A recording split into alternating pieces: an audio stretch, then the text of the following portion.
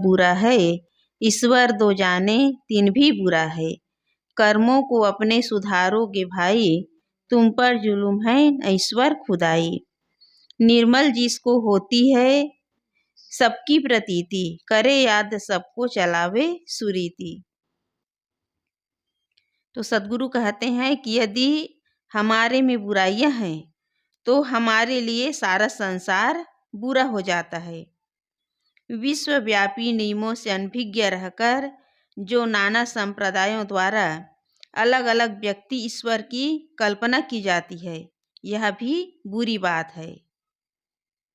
जो विश्वव्यापी नियम हैं, लोग उसके बारे में तो जानते नहीं हैं, लेकिन नाना संप्रदायों द्वारा अलग अलग ईश्वर की कल्पना की जाती है। तो सद्गुरु कहते हैं यह भी बुरी बात है।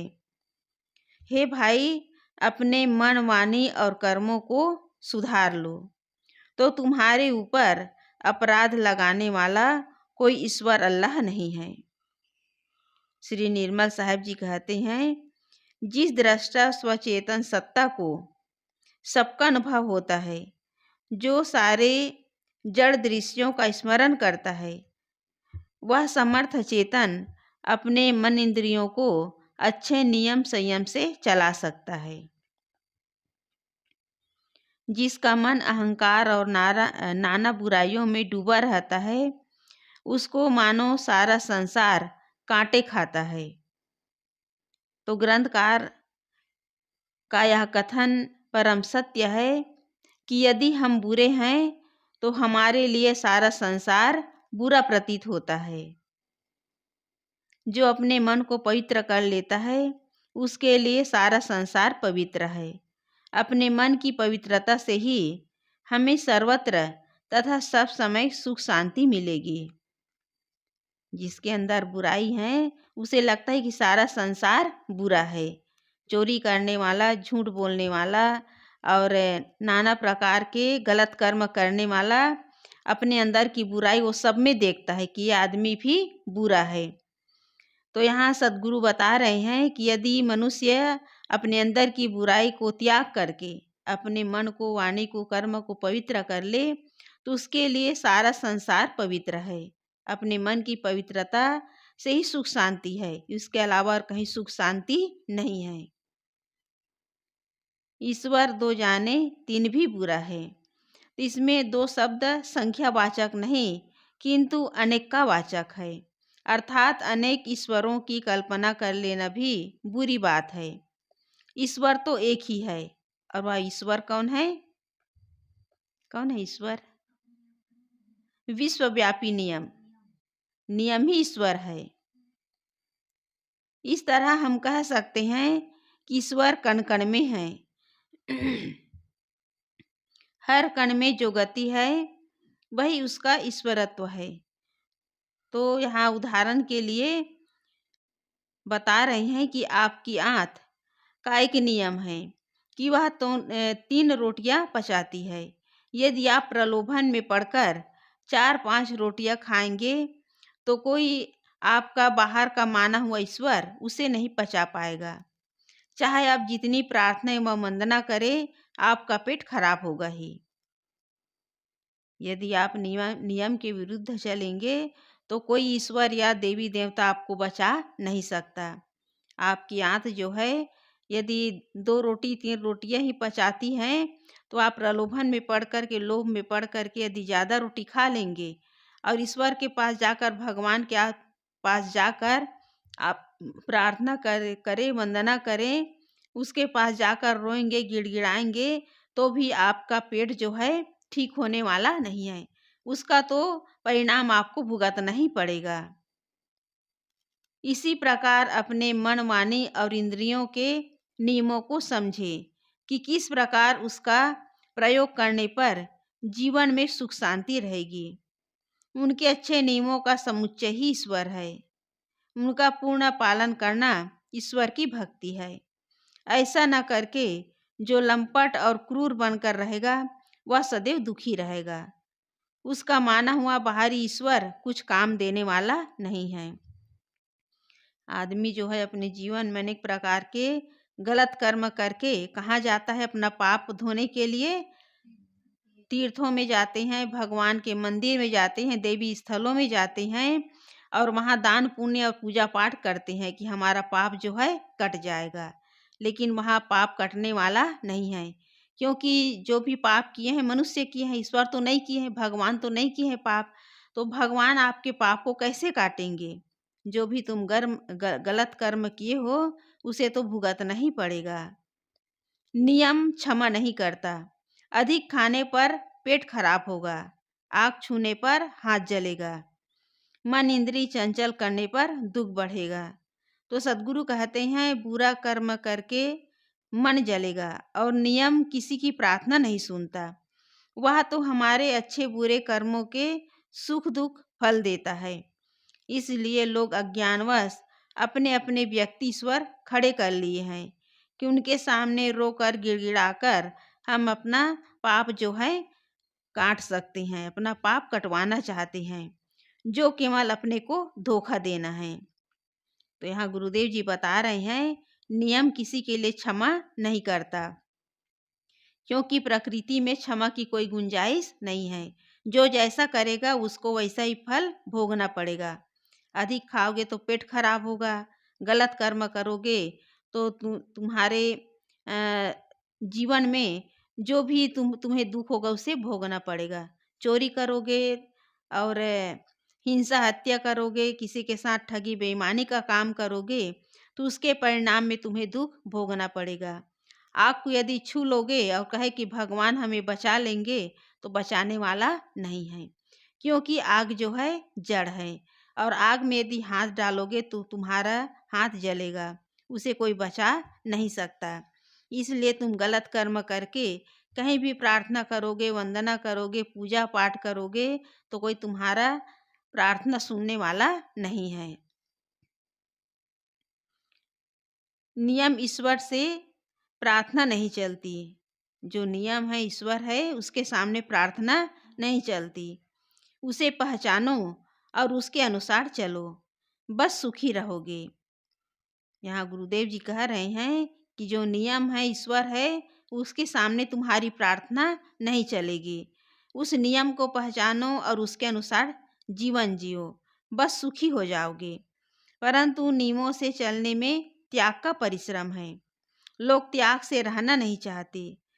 वे तो प्रार्थना सुनने वाले, खुशामद पसंद और कमीशन खाने वाले व्यक्ति ईश्वर की कल्पना खड़ी करते हैं और उसके सामने गिड़गिड़ा करके तथा उसे पूजा चढ़ा करके अपने सारे पाप उससे कटवाना चाहते हैं। लाखों की चोरी, गबन किया, घूस खाया और 1000-2000 के कपड़े, मिठाई, फल और नगद ईश्वर के नाम पर चढ़ा करके रोने गिड़गिड़ाने लगे और कहने लगे कि भगवान हमारा पाप काट दो, और मान लिए कि पाप कट गया। लोगों के अंदर एक ढकोसला है कि एक तरफ तो पाप करते हैं, चोरी करते हैं और अनेक प्रकार के घूसखोरी और काला बाजारी का काम करते हैं, और दूसरी तरफ मंदिरों में जा कर के भगवान के सामने प्रार्थना करते हैं, मिठाई चढ़ाते हैं, रुपया पैसा चढ़ाते हैं। कितने लोग तो सोना चांदी भी चढ़ाते हैं और कहते हैं कि हमारा पाप कट गया। तो ये सब ढकोसला है, क्योंकि लोग जो है गलत काम करके भगवान को भी रिश्वतखोर बना दिए हैं। भगवान को भी रिश्वतखोर बना दिए हैं। लेकिन लोगों के अंदर इतना भी विवेक नहीं है कि जो भगवान में चढ़ा रहे हैं रुपया पैसा सोना चांदी, भगवान अपने पास नहीं रखती। वो कहाँ जाता है वो रुपया पैसा? पुजारी के पास, पुजारी की झोली में जाता है। पुजारी जो है रुपया पैसा सोना चांदी पा कर के माला माल हो जाते हैं और बेचारा भगवान गरीब का गरीब मंदिर में बैठा रहता है, उसके पास कुछ नहीं रहता। सारा पैसा रुपया पैसा सोना चांदी सब पुजारी की झोली में चला जाता है। और लोग यही धारणा बना लिए हैं कि भगवान हमारे इस भेंट को स्वीकार कर लिए और हमारे पाप कट जाएंगे। ये केवल एक ढकोसला है। यह विचार करने की आवश्यकता है कि जो ईश्वर आपको चोरी करने से रोक नहीं पाया, वह आपके पाप को कैसे काट पाएगा? और फिर माफी मांगने का यह तरीका ही नहीं है। कहावत है, खेत निरहू का जोते और लगान गुरहू को दे। खेत निरहू का जोते और लगान गुरहू को दे। है कहावत है ये निरहू काला कथी सा है। अच्छा। हम्म। हाँ हाँ हाँ हाँ हाँ।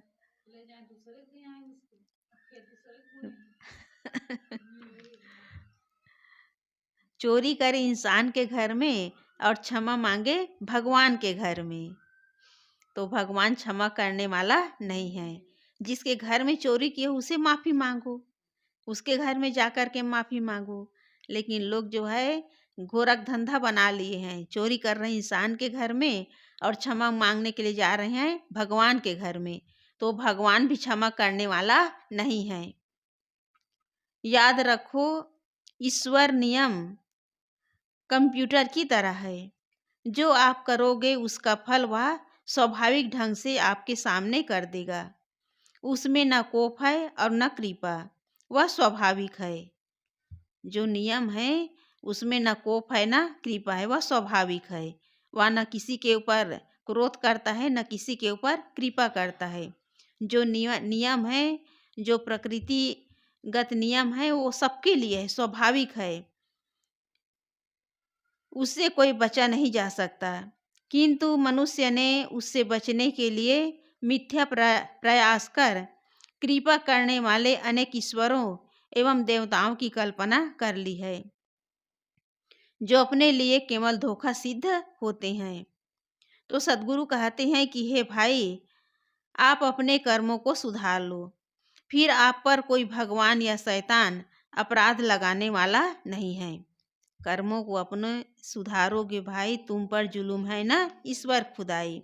तुम अपने कर्म को सुधार लो, फिर तुम्हें कोई अपराधी कहने वाला नहीं है, कोई तुम्हारे ऊपर आरोप लगाने वाला नहीं है। न प्रार्थना करने की आवश्यकता है और न रोने गिड़गिड़ाने की, केवल हर क्षण अपने मन इंद्रियों को संयम में रखने की आवश्यकता है। यदि तुम अपने कर्मों को सुधार लोगे तो कहीं प्रार्थना करने की, कहीं रोने की, गिड़गिड़ाने की आवश्यकता नहीं है।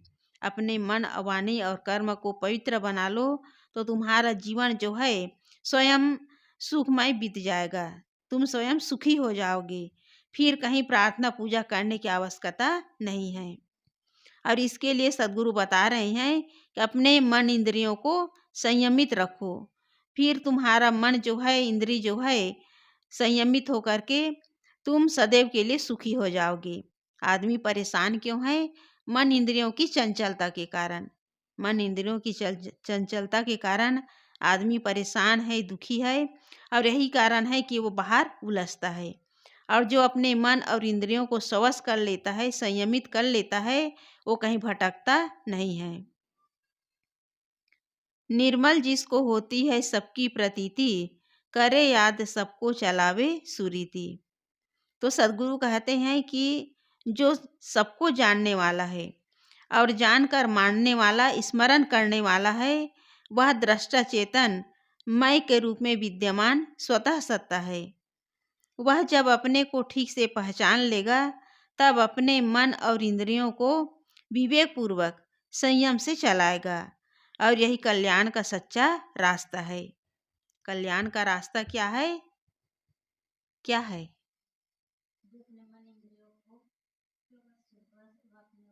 पहली बात है अपने आप को ठीक से जानना कि मैं शुद्ध चेतन दृष्टा हूँ, और दूसरी बात है अपने मन और इंद्रियों को विवेक पूर्वक संयम से चलाना।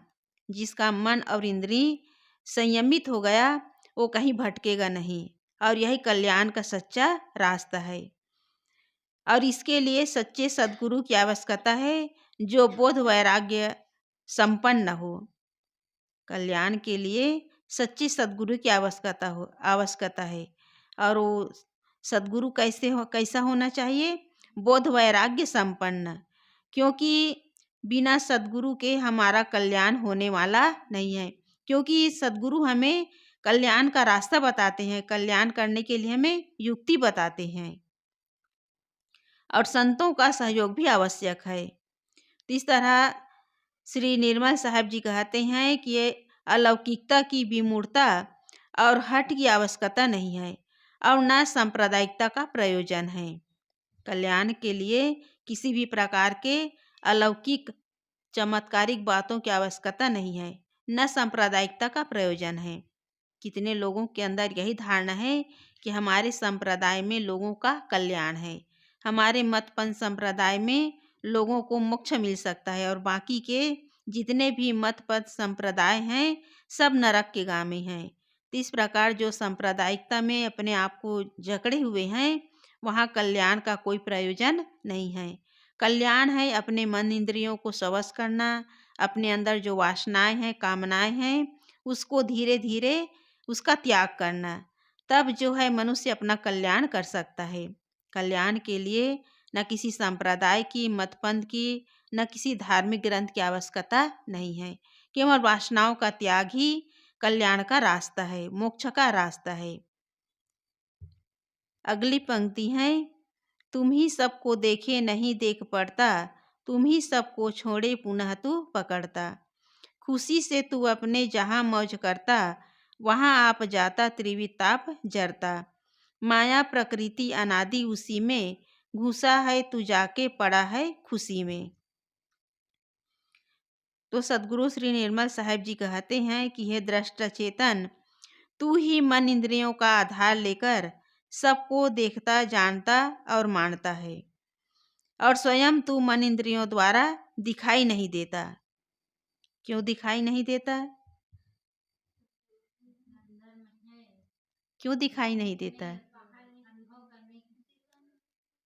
क्यों दिखाई नहीं देता सुधा? क्यों दिखाई नहीं देता?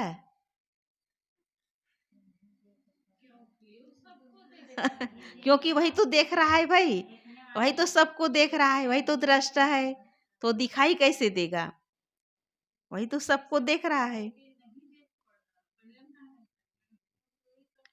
तू ही सबको देखे नहीं देख पाता, वही तो सबको देख रहा है, इसलिए मन इंद्रियों द्वारा दिखाई नहीं देता।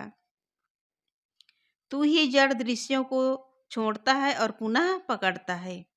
तू अपने स्वरूप की भूल से जिन विषयों में आनंद मानता है, भावुक होकर उसमें रमने लगता है और इसके फल में तीनों तापों में जलता है।